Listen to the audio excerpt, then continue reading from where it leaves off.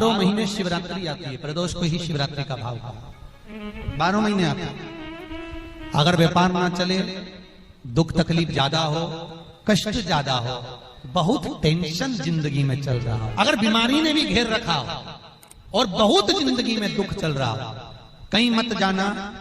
प्रत्येक महीने प्रदोष आती है, हर महीने शिवरात्रि प्रदोष आती है। एक शमी पत्र, 5 बेलपत्र तांबे के लोटे में जल में डाल लीजिए, 7 दाने अक्षत के, आखे अक्षत के डाल लीजिए। प्रदोष काल में भगवान शंकर के मंदिर जाकर पांव में चप्पल पहनकर ना जाइए, घर में घी का दिया लगाकर कलश लेकर शिव के मंदिर में चले जाइए और शंकर जी के मंदिर में वो ऐसा कैसा ही पानी पूरा उंडेल कर डालकर शिवलिंग पर आ जाए। 12 महीने शिवरात्रि आती है, प्रदोष को ही शिवरात्रि का भाव कहा। हर महीने की जो शिवरात्रि आती है, मासिक शिवरात्रि जो आती है, आप 12 महीने का नियम बनाओ कि मैं 12 महीने की शिवरात्रि का व्रत करूं ना करूं। मैं शंकर के मंदिर में 12 महीने जो शिवरात्रि आती है, उस शिवरात्रि का नियम लेती हूं कि शिवरात्रि के दिन में दिया लगाने 3 जगह पर जाऊंगी। पहला, बोलते जाओ जम के, बेलपत्री के नीचे। दूसरा, शंकर भगवान के मंदिर में या शिव मंदिर की चौखट पर। तीसरा, आंवले के वृक्ष के नीचे। ये 3 जगह पर आप प्रणाम कर कर, झोली पसार कर बाबा देवाधिदेव महादेव, माता लक्ष्मी और पार्वती के नाम से दिया लगाना प्रारंभ कर दीजिए। 3 महीने की शिवरात्रि पूरी हो, ये निश्चित है अगला पत्र आपका इस जगह पर मिलेगा कि बाबा ने मेरा ये कार्य किया। साधना की रात्रि होती है शंकर भगवान की शिवरात्रि, एक आराधना की रात्रि होती है। हमने पहले भी कथाओं में कहा, हर महीने शिवरात्रि आती है, प्रत्येक महीने शिवरात्रि पड़ती है और प्रत्येक महीने की शिवरात्रि पर अगर आपसे बन सके, आप दुनिया में अगर आपके पास में लोग कहें कि ये बहुत गरीब व्यक्ति है, बहुत साधारण व्यक्ति है, नहीं है, इसके पास खुद की दुकान नहीं है, दूसरे के यहाँ काम करता है, इसके पास कुछ भी नहीं है, हम उनसे कहेंगे 12 महीने शिवरात्रि आती है, 5 जगह पर चढ़ाई हुई बेलपत्र, आप 1 वर्ष 12 शिवरात्रि का एक नियम ले लो, 5 जगह पर बेलपत्र समर्पित करना सीख जाओ। 1 बेलपत्र, ये शिवलिंग, ये जलाधारी, बहुत ध्यान से देखना, ये चरण जहां से जल नीचे गिरता है, गणेश जी का स्थान, कार्तिकेय जी का स्थान, ये हस्तकमल, माता पार्वती जी का हाथ हस्तकमल, शिवलिंग, भगवान शंकर का स्थान। ऊपर से जो एक एक बूंद जल शिवलिंग के ऊपर गिर रहा है, शंकर भगवान की 5 बेटियां, जया, विषहरा, शामरीबारी, दौतली, देव। बीच में जो एक मोटी सी लाइन है, वो शंकर भगवान की छोटी लड़की, क्या नाम है? अशोक सुंदरी। ये पूरे शिवलिंग का वर्णन। 5 जगह पर बेलपत्र, 5 स्थान पर बेलपत्र। 12 महीने की शिवरात्रि। आप दूसरे के यहाँ काम कर रहे हो, नहीं है नौकरी, नहीं है काम, दूसरे के मकान में रह रहे हो, खुद का मकान भी नहीं, खुद का प्लाट भी नहीं, खुद की प्रॉपर्टी भी नहीं, बहुत संघर्ष की जिंदगी जी रहे हो, ठेला धका रहे, लॉरी चला रहे, गाड़ी चला रहे, ऑटो चला रहे, अपने लिए करने का प्रयास करना। घर में जितने सदस्य हैं, 12 महीने शिवरात्रि आती है, 1 बेलपत्र अशोक सुंदरी वाली जगह पर, डंडी का मुंह नीचे की ओर। दूसरी बेलपत्र माता पार्वती जी के हस्त कमल पर। ये 2 पत्ती जो होती है, इस पत्ती के 2 भाग शिवलिंग के बीच में हो। तीसरी बेलपत्र भगवान शंकर के शिवलिंग पर, डंडी का भाग आपके विपरीत दिशा में हो, विपरीत दिशा।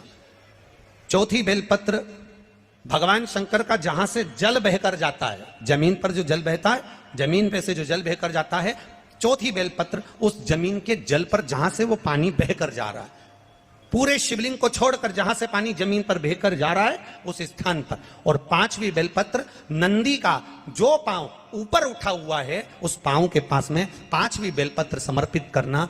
1 शिवरात्रि से लेकर 12 शिवरात्रि जो 1 वर्ष तक कर लेता है, 1 वर्ष अपनी कड़ी मेहनत के साथ में मेहनत पूरी करना। और ये 5 बेलपत्र हर महीने जो शिवरात्रि आती है, उस पे समर्पित करना प्रारंभ कर दीजिए और मेहनत करना प्रारंभ कर दीजिए। आपको आपके कर्म का फल मिलेगा। साल भर के अंदर आप अच्छे बनकर बैठ सकते हैं। भगवान शंकर ने जब लक्ष्मी जी का विवाह भगवान विष्णु के साथ कराया था, तब लक्ष्मी जी ने धन्यवाद दिया था शिव जी को, आप मुझे आदेश दो कि मैं आपकी सेवा क्या करूं। शंकर भगवान ने कहा मुझे सेवा की जरूरत नहीं है। लक्ष्मी जी कहती है नहीं, आपने मुझे नारायण से मिलवा दिया, कुछ तो कहिए प्रभु। शंकर भगवान ने कहा जब प्रदोष काल हो, शाम का समय हो, उस समय पर बेलपत्री, पीपल और आंवले के नीचे लक्ष्मी तो कुछ देर के लिए विराजमान हो जाना। जो तेरे इन वृक्षों के नीचे शाम को दीप लगाने आए, उसके घर तो पीछे पीछे चली जाना। बस इतनी कृपा कर दे। आपको कथा में कहा था मंथन हुआ, उस मंथन में सबसे पहले अगर कुछ निकला तो 5 गाय निकली। कितनी? 5 गाय निकली। और पहली गाय नंदा, दूसरी सुभद्रा, तीसरी सुरभि, चौथी सुशीला, 5वीं बहुला। ये 5 गाय निकली थी। और उन 5 गौ माता के निकलने पर गाय को प्रकट क्यों किया? क्योंकि शंकर भगवान विष पिएंगे, कंठ जलेगा। कंठ की जलन को अगर कोई रोक सकता है तो गौ माता का दूध रोक सकता है। गौ माता का दूध कंठ की जलन को। जब गौ माता प्रकट हुई तभी उसी समय पर अष्टलक्ष्मियों का प्रकट हुआ। और अष्टलक्ष्मियां, पहले आदि लक्ष्मी, दूसरी धन लक्ष्मी, तीसरे नंबर पर है धान्य लक्ष्मी, चौथे नंबर पर है गज लक्ष्मी, 5वें नंबर पर है सनातन लक्ष्मी, 6ठे नंबर पर है वीरा लक्ष्मी, 7वें नंबर पर है विजया लक्ष्मी और 8वें नंबर पर है विद्या लक्ष्मी। ऐसी 8 लक्ष्मियां प्रकट हुई। उन 8 लक्ष्मियों में से घर में अगर हम पूजन करते हैं तो हमारे यहाँ हम श्री लक्ष्मी की पूजन करते हैं। कौन सी लक्ष्मी की पूजन करते हैं? श्री लक्ष्मी। दुकान पर जिस दिन दीपावली का दिन रहता है, ऑफिस में, दुकान पर अगर हम लक्ष्मी की पूजन करें तो विजया लक्ष्मी की पूजन करना चाहिए। कौन सी लक्ष्मी? विजया लक्ष्मी। विजया लक्ष्मी का मतलब जानते हो?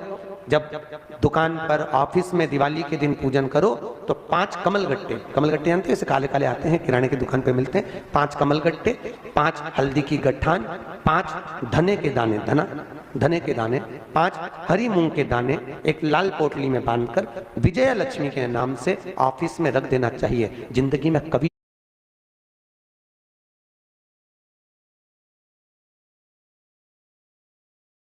चौगुने बढ़ते चले जाते हैं। ये केवल लक्ष्मी पूजन वाले दिन होता है। तो घर में अपने रखी जाती है श्री लक्ष्मी। उसी श्री लक्ष्मी को हमारे यहाँ धन लक्ष्मी कहा गया है।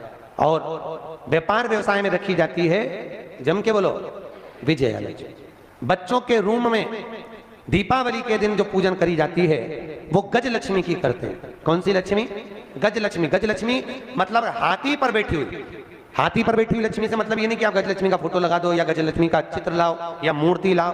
अपने को केवल एक पूजन के बाद में कुंकू की या हल्दी की या सिंदूर की बिंदी अपने बच्चों के पढ़ाई के रूप में गजलक्ष्मी के नाम की लगा देना चाहिए। गजलक्ष्मी मतलब उन्नति को देने वाली, हमारे बच्चे को विद्या प्रदान करने वाली, उत्तमता देने वाली होती है बच्चों के लिए गजलक्ष्मी। हाँ, किसी व्यक्ति से धन लेना है, संपदा लेना है, वो नहीं दे रहा तो हमारे यहाँ सनातना लक्ष्मी का पूजन किया जाता है। कौन सी लक्ष्मी? सनातना लक्ष्मी।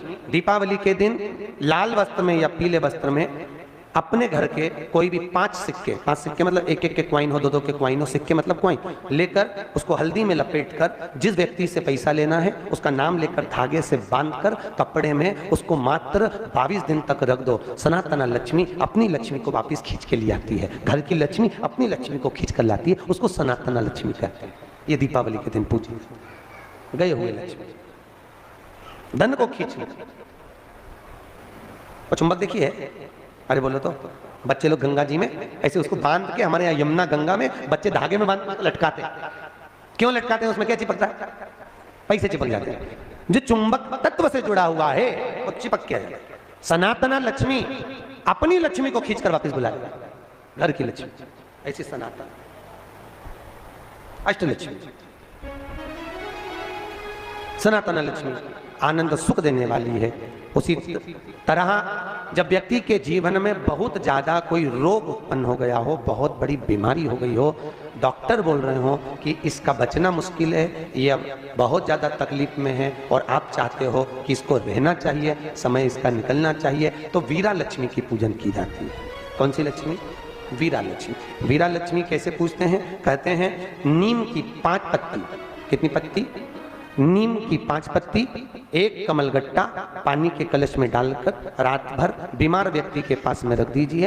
वीरा लक्ष्मी के नाम से 7 बार उतारकर नीम के पेड़ के नीचे से डाल दीजिए। उस व्यक्ति को कष्ट नहीं होता और वो धीरे धीरे स्वस्थ होना चालू हो जाता है। अगर कोई बड़ी बीमारी है तो भी, कैंसर जैसी बीमारी में भी इसको प्रयोग कर सकते। वीरा लक्ष्मी। बोल लक्ष्मी महारानी की।